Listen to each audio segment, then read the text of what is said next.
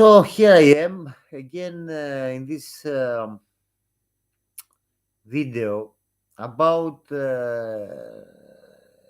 evils that in their birth.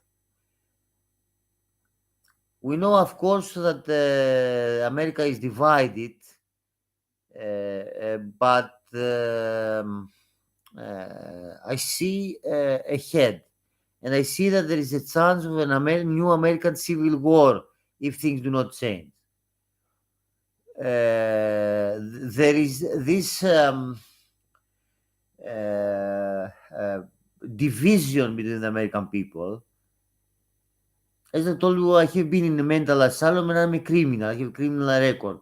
But someone has to say truth. Uh, I am a military expert. I'm one of the best strategists in the world. And this is not madness. I don't think that it is madness. If someone who read my documents. Now we understand that most of the Americans do not want civil war, but their leaders will convince them, I think, that they cannot coexist with the others.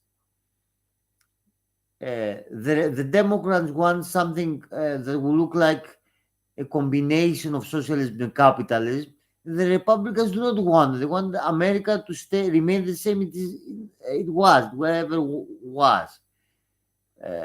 Not a change. They don't want a change. They want things to remain as they were.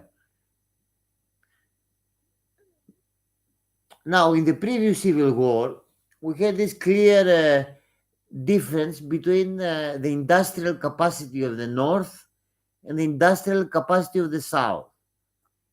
The absence of navy by the South, the Confederacy, and the superabundant resources of the North. Now we don't have that.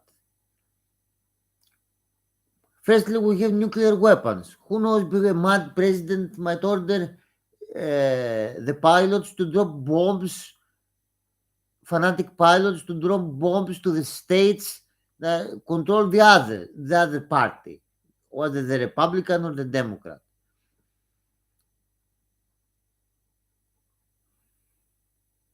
Let's hope this doesn't happen. This is the first thing we have to take into account.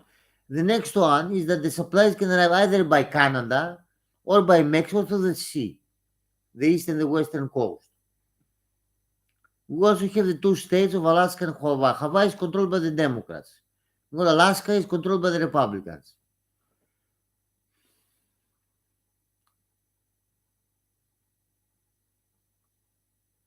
Civil war is the worst of all conflicts. But now this will be the worst conflict of them all, the worst conflict in world history if it ever happened. The new American Civil War. So it must be avoided. One must lay our analytical thinking how the war might take its course. We know that it won't be a short war. It will be a prolonged war.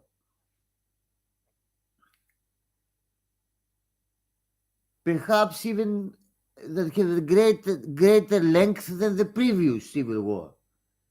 Now, the numbers of these two,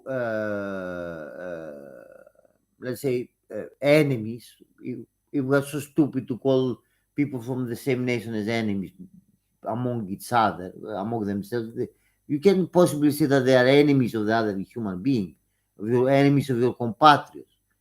Let's say the two rivals, I don't know what to say about it, the two rival parts of the Civil War have equal numbers. There is not much difference in the numbers of the Republicans and Democrats. And we also know that there are many Americans, most of them are neutral to this. They do not even bother to vote.